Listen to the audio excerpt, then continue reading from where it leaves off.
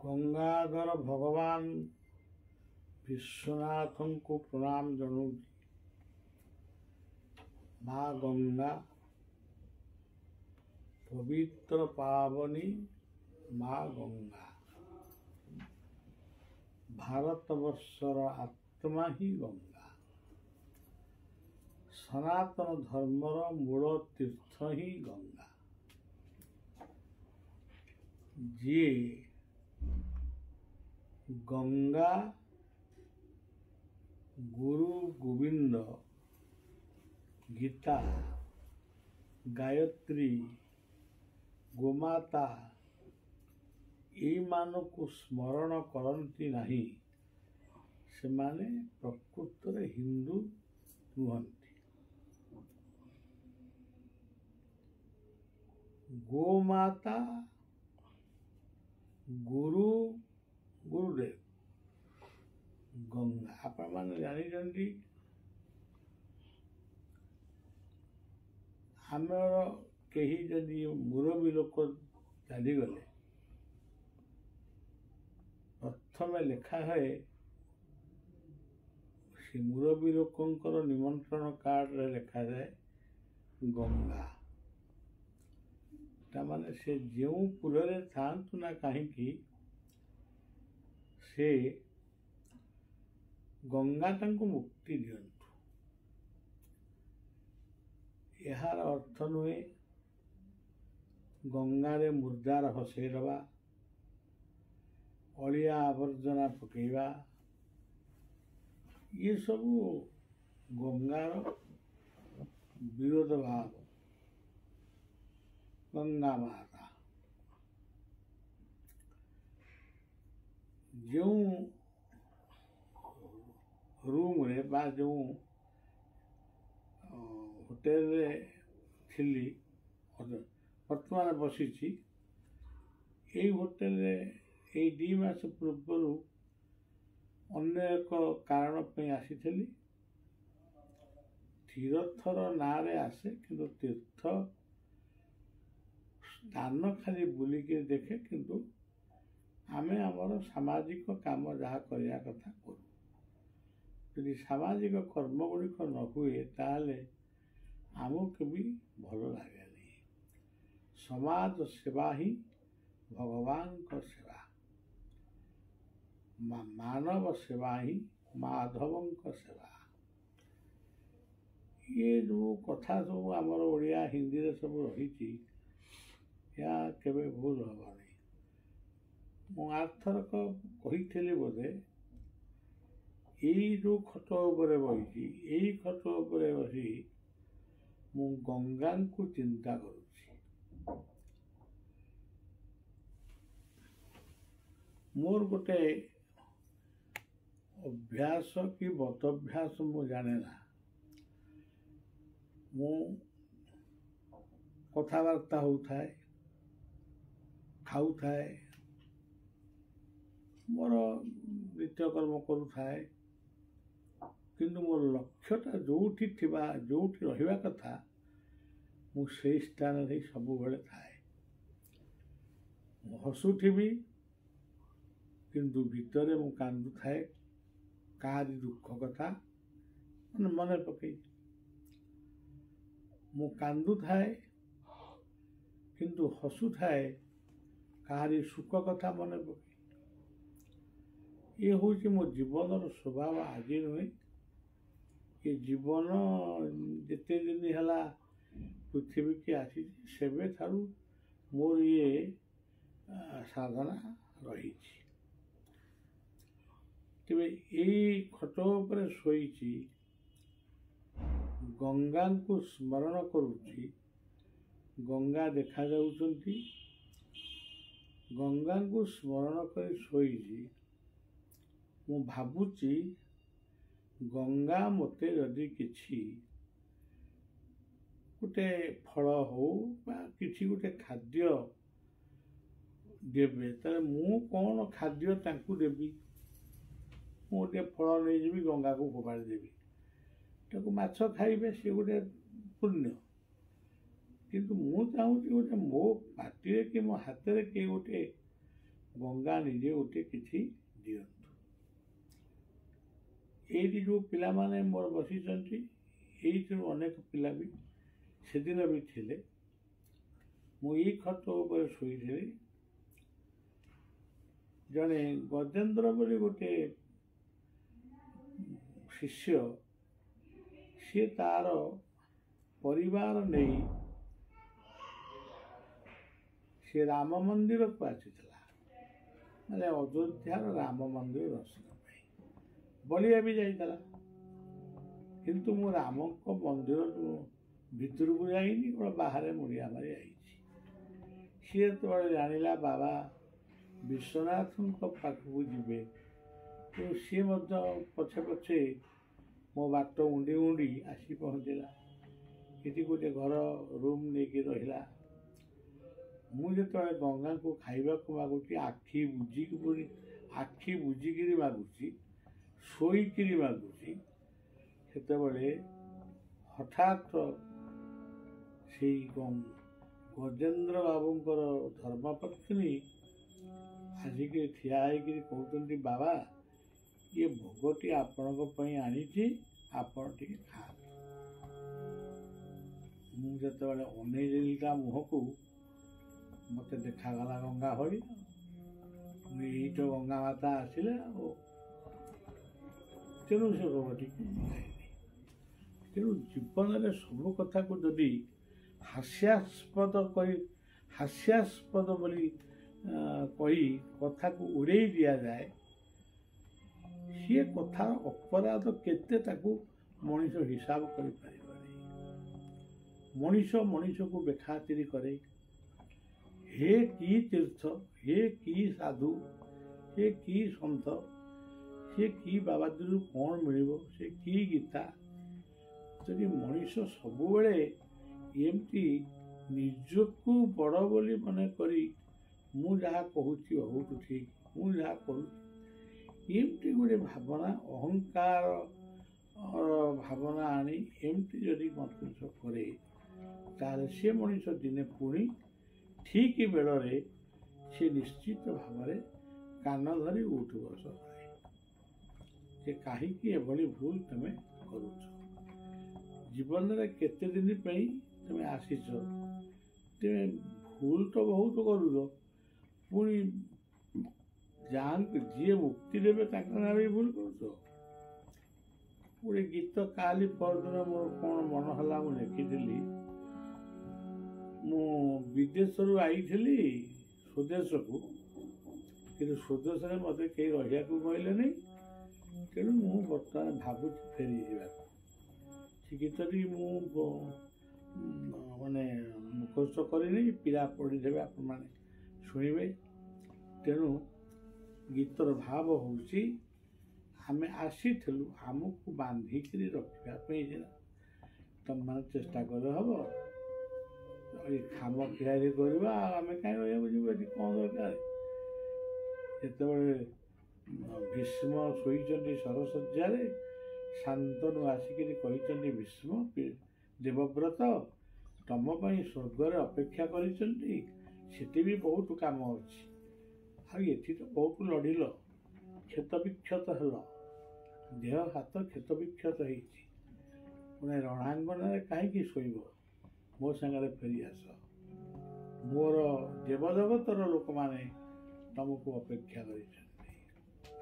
ଏ କଥାରେ ଭୀଷ୍ମ କିନ୍ତୁ ଅଟଳ ରହିଲେ ଯେ ପିତାଶ୍ରୀ ମୋର ପ୍ରତିଜ୍ଞାରେ ମୁଁ ଅଟଳ ରହିଛି ଏବଂ ମୋ ପ୍ରତିଜ୍ଞାକୁ ମୁଁ ଭଗ୍ନ କରିବିନି। ଆପଣ ଜାଣିବେ, ଜଣେ ସନ୍ଥ ଥିଲେ ଆମର କେନ୍ଦ୍ରାପଡ଼ା ଜିଲ୍ଲାର ଗୋଟେ ଜାଗାରେ, ତାଙ୍କ ନାଁଟା ମନେ ପଡ଼ୁନି, ତାଙ୍କୁ ଯଜ୍ଞେଶ୍ୱର ବୋଲି କହୁଥିଲେ। ସିଏ ବାବାଜୀ ଯେତେବେଳେ ଜୀବନ ସାରା ଖାଲି ଯଜ୍ଞ କରିଛନ୍ତି, କେବଳ ଯଜ୍ଞ କରିଛନ୍ତି। ଏବେ ବି ତାଙ୍କ ମଠଟି ଅଛି, କିନ୍ତୁ ମଠରେ ଆଉ କେହି ନାହାନ୍ତି। ଯେତେବେଳେ ସେ ବିଦାୟ ନେଉଛନ୍ତି, ମୃତ୍ୟୁର 10 ମିନିଟ୍ ପୂର୍ବରୁ ସେ କହି ଉଠିଲେ, ଘଣ୍ଟ ବାଜିଲାଣି, ଏଇ ଶଙ୍ଖ ବାଜିଲା, ଏହି ବ୍ରାହ୍ମଣମାନେ ବର୍ତ୍ତମାନ ଆହୁତି ଦେଉଛନ୍ତି, ମୋତେ ବିଦାୟ ଦିଅ, ମୁଁ ଯିବି। ଇଏ ସମସ୍ତେ କାନ୍ଦିଲେ, କହିଲେ ଆପଣ କୁଆଡ଼େ ଯିବେ? से ସେଇଠି କହିଦେଲେ ସାପ କାଟି ଛଡ଼େଇବ, ତୁମେ କାହିଁ ବ୍ୟସ୍ତ ହେଉଛ, ଏତିକି କହିଲେ ନୀରବ ହେଇଗଲେ। ତାଙ୍କ ନାଁଟା ମୋର ଟିକେ ମନେ ପଡ଼ୁନି, କିନ୍ତୁ ସେ ଏଇ ନିକଟରେ ହତ୍ୟା ଏ 10 ବର୍ଷ ଭିତରେ ହତ୍ୟା କରିଛନ୍ତି। ତେଣୁ ଯାର ଯେମନ୍ତ ଭାବ ଦେଖି ନାବମୁ ଦିଅଇ ସଳଖି, ଭାବକୁ ନେଇ ଭଗବାନ, ଆମର ଭାବ ଯେମିତି ଭଗବାନ ଆମ ପାଖରେ ସେମିତି। ତେଣୁ କ୍ଳାନ୍ତ ଟିକେ ଲାଗିଲାନି, ତେଣୁ କାଲି ଏଠି ମୋ ପାଇଁ ବିଶ୍ରାମ ରଖିଛନ୍ତି। ଆଉ 2ଟି ପ୍ରୋଗ୍ରାମ ଆମ ହାତରେ ଅଛି, ରାଞ୍ଚି ଆଉ ଟାଟା। ରାଞ୍ଚିରେ 3 ଦିନ, ଟାଟାରେ 3 ଦିନ ପରେ ମୁଁ ଓଡ଼ିଶାରେ ପହଞ୍ଚିଯିବି। ମୋ ଜଗନ୍ନାଥଙ୍କର ସେ ପାଦ ତଳେ ପହଞ୍ଚିବା ପାଇଁ ମନ ବି ବ୍ୟାକୁଳ ହେଲାଣି। ତେଣୁ ସମସ୍ତେ ଫୋନ୍ କରି କହୁଛନ୍ତି ଆସନ୍ତୁ। ଶେଷରେ ସମସ୍ତଙ୍କ ପାଇଁ शुभेच्छा दे समस्ते भलरे रहतु यही प्रार्थना करी मोर कथा को विश्राम दूसरी। जय माँ गंगे, जय गंगाधर विश्वनाथ की जय। अतिथि अतिथि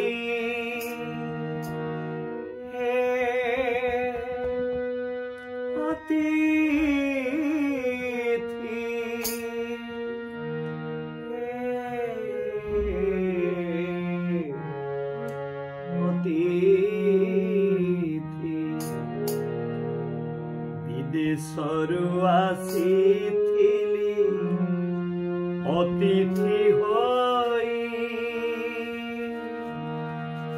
स्वदेशे रह केही कहिले नाही।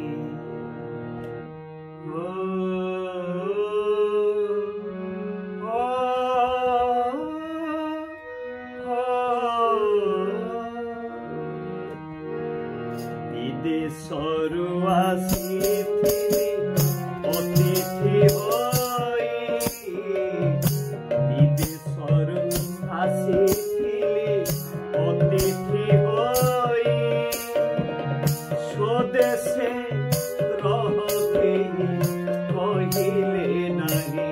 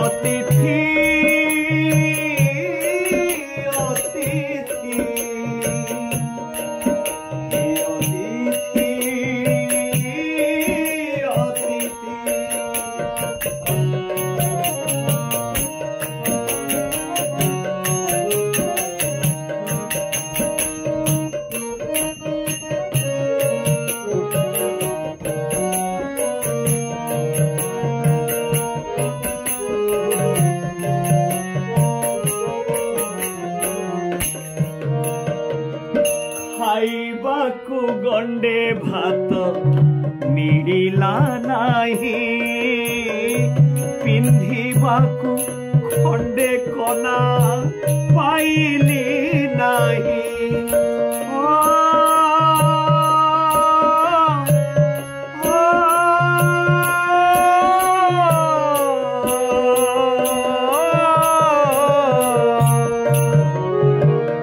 ଖାଇବାକୁ ଖଣ୍ଡେ ଭାତ ଖାଇବାକୁ ଗଣ୍ଡେ ଭାତ ମିଳିଲା ନାହିଁ ପିନ୍ଧିବାକୁ ଖଣ୍ଡେ କନା ପାଇଲି ନାହିଁ କାହିଁକି ମାୟା ଧର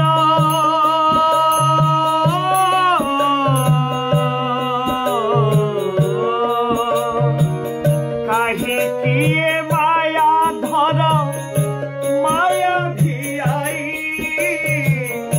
କାହିଁକି ମାୟା ଧର ମାୟା ଭିଆଇ ଜନମଟା ଅକାରଣ ହୋଇଲା ତହି ବିଦେଶରୁ ଆସିଥିଲେ ଅତିଥି ହୋଇ ସ୍ୱଦେଶେ ରହକେ କହିଲେ ନାହିଁ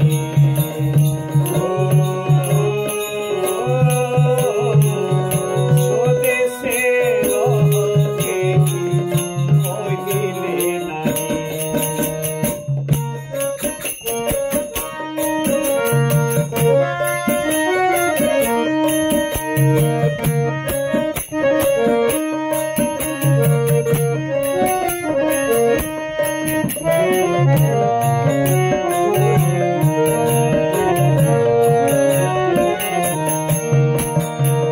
ଯେତେବେଳେ ଯିବି ପ୍ରଭୁ ତୁମକୁ ନେଇ ସେତେବେଳେ ପ୍ରଭୁ ନାହିଁ କହିବ ନାହିଁ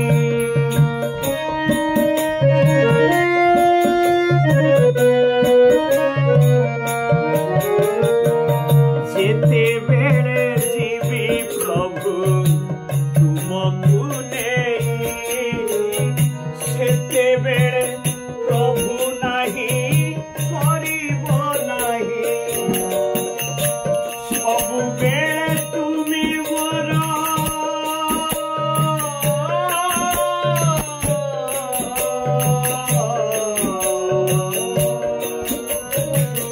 ସବୁବେଳେ ତୁମେ ମୋର ମୁହିଁ ତୁମରି ଏ କଥାକୁ ସତେ ଅବା ପ୍ରିୟ ପାଶରେ ଏ କଥାକୁ ସତେ ଅବା ପ୍ରିୟ ପାଶରେ ବିଦେଶରୁ ଆସିଥିଲେ ଅତିଥି ହୋଇ ସ୍ୱଦେଶେ ରହକେ କହିଲେ ନାହିଁ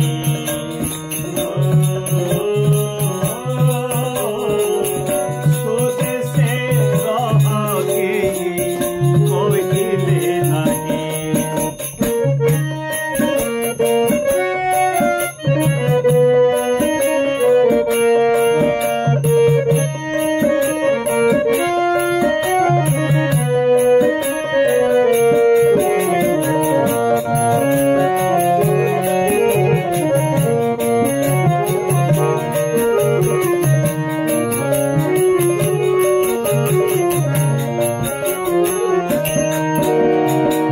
ସବୁ ତ ମିଳୁଛି ସିନା ମିଳୁନି କିଛି ଯାହା ତ ମିଳୁଛି ମୋତେ ଦେଇଛ ବାଛି